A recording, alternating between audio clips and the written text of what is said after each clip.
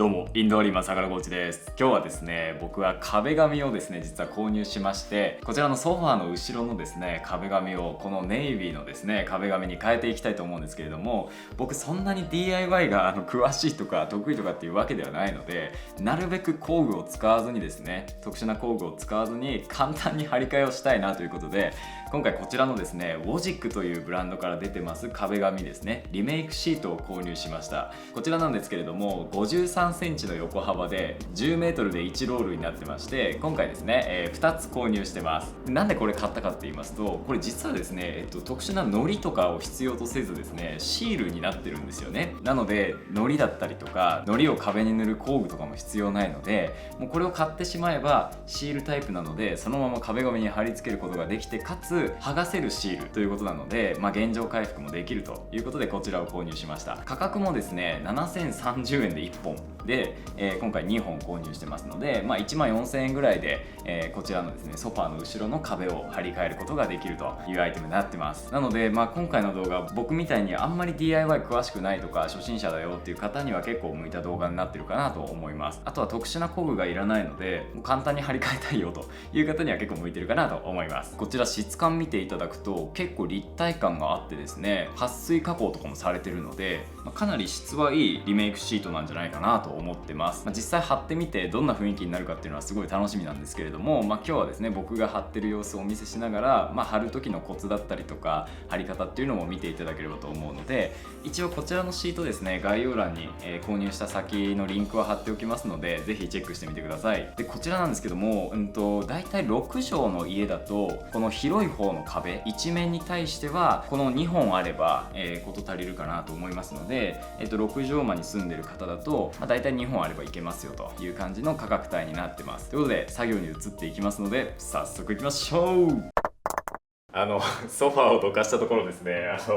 フロアタイルをね適当に最後ソファーの下に隠れるからいいだろうと思って隠してた部分があらわになってしまったんですけど、ここは気にしないでください。ちょっとこういうねズボラなところだったりとか、最後の爪が甘いところが僕あるんですよね。ちょっと壁紙のシートもねすごい不安ですけど、やっていきたいと思います。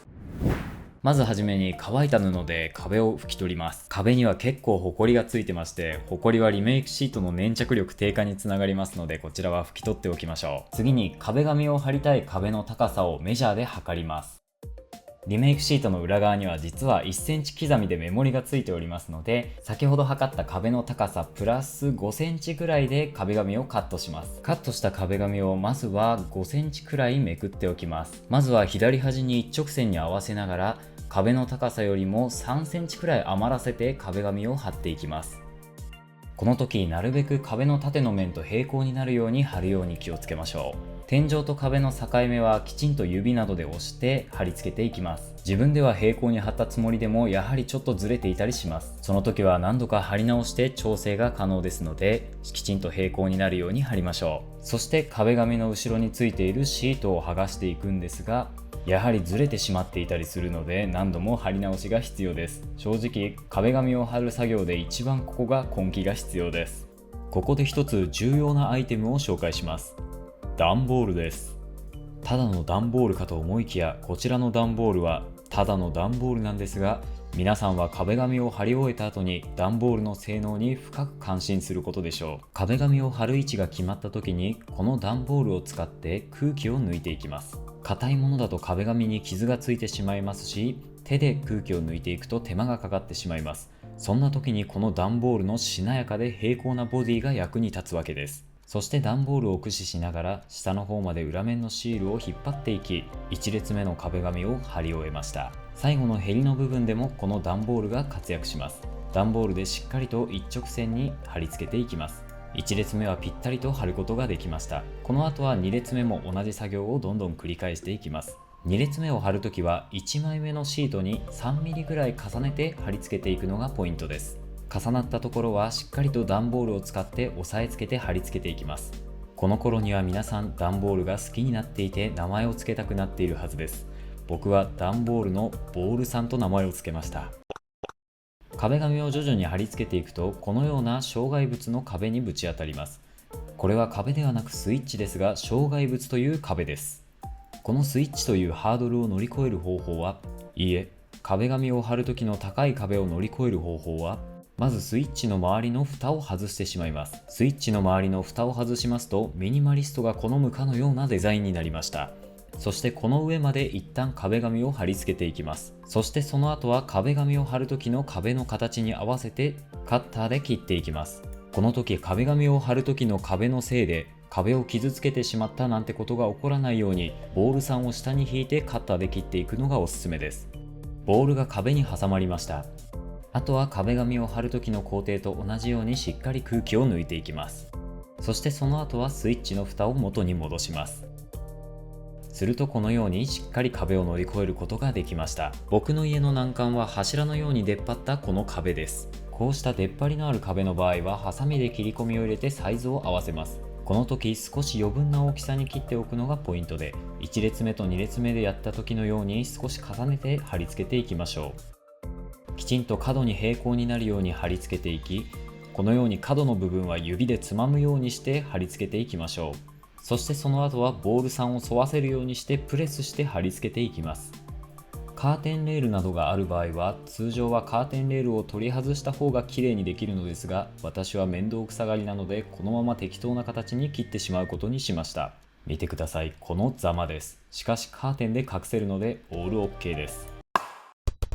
作業はいよいよ終盤に差し掛かってきました。まずは壁紙の上のはみ出た部分を定規などで押さえながらカッターで切り取っていきます。定規を使わないで切ることもできるかもしれませんが、使わないと失敗した時に少し竹足らずになってしまう可能性があるので定規を使うことをお勧めします。特に私のように完成間際の爪が甘いタイプの人はここではきちんと定規を使いましょう。そして最後の一仕事、下の方にはみ出た壁紙を切っていきます。ここまで出来が良く気分が良くなった私は定規を使わずにトライしてみることにしました。しっかり汚く仕上がりました。やはり定規を使ってカッターで切り取った方がおすすめです。定規を使った方が綺麗に切り取れると分かりましたが、最後は引きちぎってしまう腐った根性。それでもようやく一面を貼り終えることができました。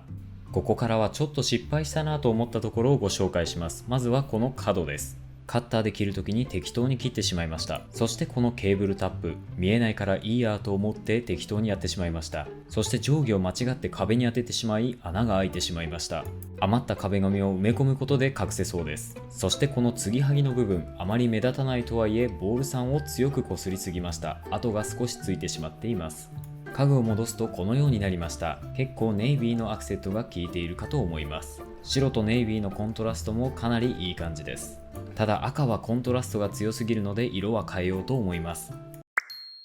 はい、ということで今日はですね壁紙を張り替えたわけなんですけども、作業にかかった時間はですねだいたい2時間かかんないぐらいでした。1時間半から2時間ぐらいで、作業できてしまったので、特殊な工具もいらなかったので結構簡単に作業できたなっていう感想です。特にですねこの段ボールがねすごい活躍してくれました。やっぱり空気を抜く時に柔らかい素材の方が壁紙を傷つけなくて済むんですけれども、専用の工具とか売ってますけれどもこれで十分事足りたので、段ボールで、十分かと思います。なので壁紙さえ買ってしまえば、1万4000円ぐらいで、だいたい6畳だと1面ぐらいは貼れるかなという感じの壁紙の面積ですので、ぜひですね壁紙の色変えてみたいという方は概要欄からね、リンク貼っておきますので、そちらから同じ商品見てみてください。いろんな色を展開されているので、ぜひね自分の好みに合った色を選んでいただければと思います。普段はライフスタイルとかインドア生活、それから商品紹介なんかの動画をアップしてますので、ぜひチャンネル登録とあと高評価もよろしくお願いします。ということでまたお会いしましょう。バイバイ。